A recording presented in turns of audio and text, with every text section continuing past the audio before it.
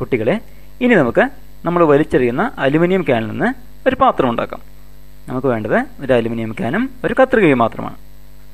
ആദ്യം നമ്മൾ അലുമിനിയം ക്യാനിൻ്റെ മുകൾ ഭാഗം ഇങ്ങനെ മുറിച്ചു മാറ്റുന്നു. അത് നമ്മൾ അണീവനായിട്ടുള്ള ഭാഗങ്ങളൊക്കെ വൃത്തിയാക്കുന്നു. അതിനുശേഷം നമ്മൾ താഴെ ഒരു 2 സെൻറ്റിമീറ്റർ ഉയരത്തിൽ ഒരു റബ്ബർ ബാൻഡ് ഇട്ട് അവിടം വരെ നമ്മൾ ഓരോരോ സ്ട്രിപ്പുകളായിട്ട് മുറിക്കുന്നു. ഏകദേശം 1 സെൻറ്റിമീറ്റർ വീതിയുള്ള സ്ട്രിപ്പുകൾ കണ്ടോ. എന്നിട്ട് അത് നമ്മൾ താഴെ മടക്കി വയ്ക്കുന്നു. എല്ലാതും മടക്കി കഴിയുമ്പോൾ ഏകദേശം ഒരു സൂര്യനെ പോലെ തോന്നും, ഇല്ലേ? നല്ല ഭംഗിയുണ്ട്. ഇതാണ് അതിൻ്റെ അടിവശം. ഇനി നമ്മൾ അതിൻ്റെ ഇതളുകൾ ഓരോന്നോരോന്നായിട്ട് ഇങ്ങനെ മടക്കി വയ്ക്കുന്നു, ഒന്നിൻ്റെ മുകളിലായിട്ട്.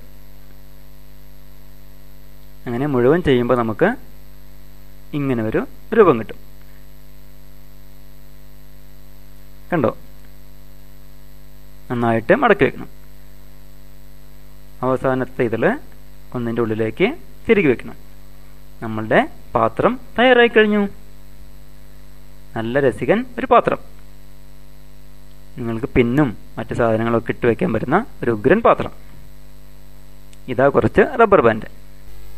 ഇനി പഴയ അലുമിനിയം ക്യാനൊക്കെ സൂക്ഷിച്ചു വെക്കണം. ഇത്രയും മനോഹരമായ ഒരു പാത്രം ആർക്കാണ് ഇഷ്ടപ്പെടാത്തത്?